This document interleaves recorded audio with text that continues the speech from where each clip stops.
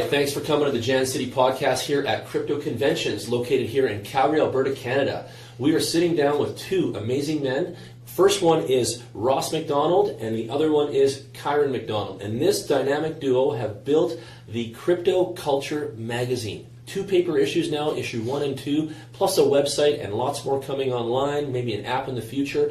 These guys have been able to bring cryptocurrency to a spot where no one else has done in Canada, and I'm lucky to have this little interview. So let's go ahead. Ross, Kyran, thanks for coming. Tell us about you guys. Tell us your story. Go ahead, Ross. Well, we got back, invested into crypto years ago, 2013, and started working with Ripple currency, which was really early because at the time, it was a little intimidating to work with Bitcoin. Like a lot of people, they don't understand that, it's fractionalized and you can get portions of it. But then as we got closer to 2017, I started to diversify and split that off into other cryptocurrencies, and that's when we met. Yeah. At one of your 2017? At one of your local meetups, and it was apparent very quickly that there was a need for educating people. Oh yeah. And you inspired me to become. Kyran was there too, right? At that one. You came to the early ones? Yeah, I did. Yep. Yeah, and nobody was doing it. You feel your magazine is an educational tool then? Is that a core thing? That's the core, yeah. Okay, good. Yeah, the whole model that we have is for the education, we're empowering people with the knowledge that they can get. Cool. Yeah, and so we just grew it from there. Kyran, tell us a little bit about what it's like working on the project from start to finish. Well, it's busy at the end, but it's at the beginning, just kind of get everything ready to put together, and then gets really rushed in the end. Oh yeah, it might need to usually fix is, that. yeah. But we need to focus more on editing. But yeah. That's okay. What's it like, the feeling of when you actually have it in your hand at the end? You put all that work into it, and all of a sudden you have that little baby in your hands. What's it like there? Well, it makes you feel accomplished. Accomplishment, attaboy, yeah. You know what you've made, and it makes you realize some other things that just seeing it on a screen won't tell you. Of course, it's a different thing than digital, hey? Oh, yeah. Yeah, big time. Yeah. I'm glad you noticed that too. Way to be. Yeah. So Ross, what do you think now about moving forward as a magazine maker, you guys, and a publisher? You had some big news with Canada here. What'd you do there? Yeah, we had to put the product together first so we could feature it. Okay. So we became an approved member of the Alberta Magazine Publishers Association. Congrats. And also through Magazines Canada. Congrats. So we'll finalize that in the next few weeks, where the magazine will go to retail distribution, and we'll just kind of test the market, see how it's taken in stores, see how the sales do, and like most people, when they see something about Bitcoin, they either already know about it or have heard about it, but they don't know the details. So hopefully we fill that in for them. Yeah. Recently, you guys talked to Bitcoin Energy in America, and I know you're working on bringing Bitcoin Energy to Canada, and you're instrumental in this. Tell us about that. What do you got going there? Yeah, that's just one of the other layers of promotions that we do with different companies. So obviously their brand is carried all across the United States, and it's not licensed for Canada. Yet, right? Yet. Yeah. So that's what we're working on. We want to bring that product into Canada. Health Canada is looking at the product and trying to... So you guys submit it for them and everything? You're doing this thing? Cool. Yeah, and so they're reviewing it, and we'll go through that licensing. Once we've accomplished that, then we can work on distribution. I would love to see the magazine and the drink at all the conventions across Canada, blockchain, crypto-related. I could see us, the booth, the whole nine, right? Like this is a vision I think that could really work well together too, right? Publishing a magazine every 3 months right now, putting your heart, love, and soul into it. Is that enough of a timeline? Is 4 a year okay? Is this too much work? How do you guys feel about that? Well, yeah, right now it's pretty good. 4 a year is doable. It's doable, yeah. Yep. If we got more editors, maybe we can speed the process up, and getting people to submit their things earlier.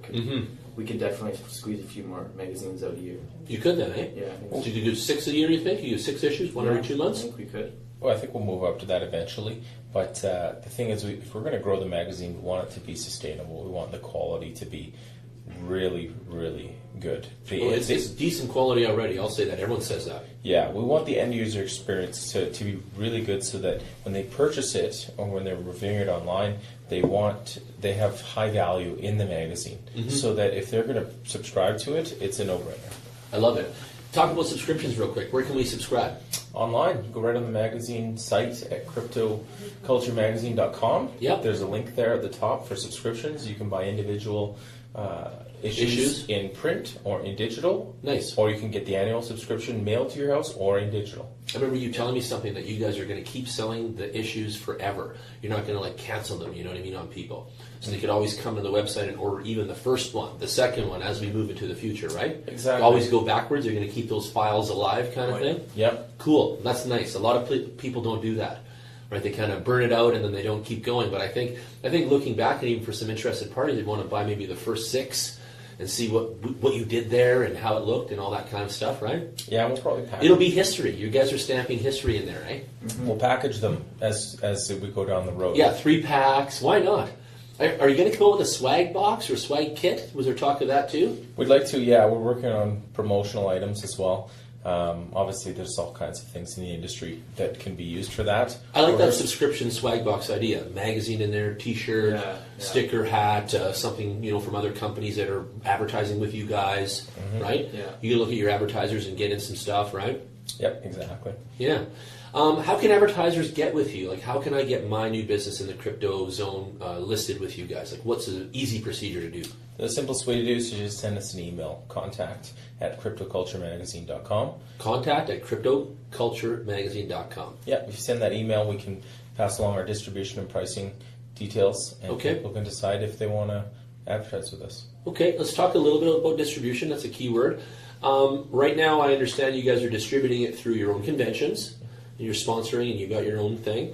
You're also mailing it out directly to companies, right? So companies are getting copies and you're sending it to other conventions, like you sent it to Ottawa there and other places. And so if you're listening to this and you have something coming up, please contact these guys. They will send you some magazines for your event, convention, etc., your office. And then you've got a newsstand thing coming up, right? There's some talk of newsstand coming up in the future, right?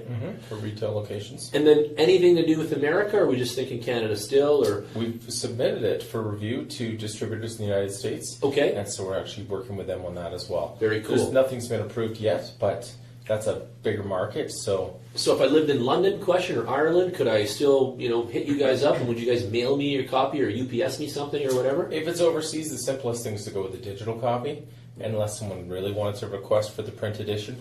We can mail it anywhere in the world, including the shipping cost. I remember when I met you, you gave me a magazine of some other kind or something, or showed me something, and we talked about how we loved magazines, and I know that, and the fact that you make one is all cool, because I made one many years ago myself, and so back to paper though, there could be a guy in Ireland that wants that copy. I remember when you bought an old CryptoCulture or crypto magazine from somewhere. It was a Bitcoin magazine, actually. Bitcoin Organization magazine. What was that one? I bought one from the States, and it's very different because some people, they want to get their hands on a print edition. Yeah, they only ever made one, too.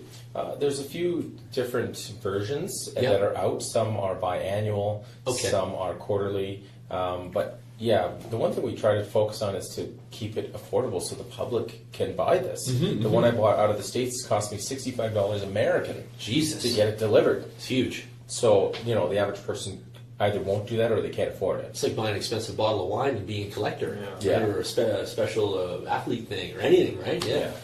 So, Kyran, let's talk about you. You're a young man getting involved in the magazine development business. How has that changed your mind a little bit about work and things and graphic design? What's going on with you there? How do you like this?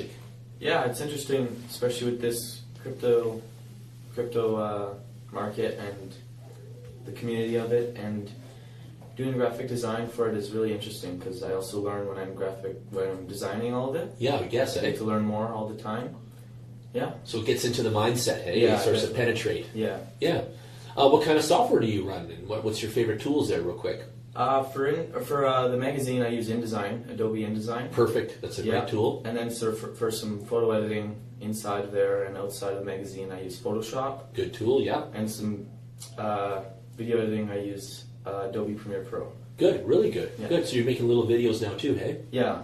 Good. for this convention and some stuff. Those meme videos are an important thing, and even as being a magazine, you guys should make a bunch of those, because then you can share them with people like me and other influencers, and then we can get those out for you guys. So make as many little video clip memes as you can.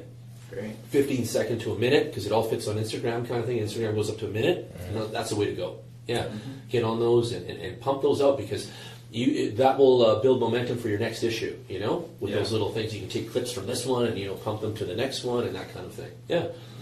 What else do I want to tell you? Are you guys, like the articles that you guys have are some heavyweight corporate people. Like, these are some really top dogs, Hut 8 Mining and, these guys, right? What is the inspiration for the coverage out there? Like, are you going after a certain kind of quality, certain kind of individual, so people listening will say, hey, I want to be featured in that magazine, or that fits my thing, right? Like, who are you looking for? Let's just call it that. There's definitely a qualification to be in the magazine. I can tell it's not just for anybody. As we know, there are different companies who, maybe they're not as reputable as we would want to see in the industry. Yep. So sometimes there are companies that we've declined to work with. But, for example, Hut 8, that's kind of a big fish we went after. We didn't expect to have a facility tour with them or an interview, but because this is the first crypto and blockchain magazine in Canada, they grant us these interviews. We've also have, in upcoming editions, we are potentially going to Switzerland to interview some companies and have tours of their... Zug? Zappo. Zappo, okay. Hopefully. So I've talked to the president of Zappo, Ted, and they've said that we can come. They're really busy right now, though. So, to fit a small company in like us, we have to kind of work around their schedule. But, those are things that we're working on. I want to come to that. I want to come to Switzerland. Yeah. That's going to be amazing. We got to get out there. Yeah, they've got an underground bunker where they have cold wallet storage. Cold wallet storage, yeah. Crypto. I've heard of them. So hopefully, you're doing your homework. Hopefully we can line that up soon. So that's another thing, both of you. You're learning software, you're learning crypto, you're learning people, you're learning crypto, you're learning software. You're learning like crazy building a magazine, really, aren't you? Yeah. I think you guys become more and more knowledgeable individuals and more skilled individuals doing this kind of a project consistently. It keeps banging into your brain, into your skill set, into your output, into your accomplishment, right? And it's like boom, boom, boom. What are some of the hardest things, I'm guessing, to keep it all together? Is it the organization of it all? Like, what are some things that are challenging you guys right now that you're going to try to improve for the next one? Well, the file organization we were just trying to figure it out, the first magazine, but now you got it down? We have it good. We're in Dropbox, so we can share the files between us easily. Yeah. And it all works out with Dropbox pretty good. well. Keeps you organized, right? Oh, yeah, definitely. Are you doing it by page number? So you kind of cover page 1, page 2 like that, and then every folder has its thing or whatever? Yeah, exactly. Nice. That's the way to do it. Good hierarchy. A lot of the pages are paired up, so we've got the good folder structure. And it's interesting because as we develop it and change it and move things around, sometimes something will get moved to the next issue or something will be put in last minute. And so, a lot of it's time management. Yes. We look at that. Yeah, and priority probably. Priority management. And then on top of that, working with the time management of the people and the companies we work with. Sometimes it can be a little difficult that way. So we've always got, backup stories ready to go. We had a few stories that were going to go in the last issue, and we pulled them just to have the proper page count. Nice. And we just pair them off. So it's a lot of juggling, but...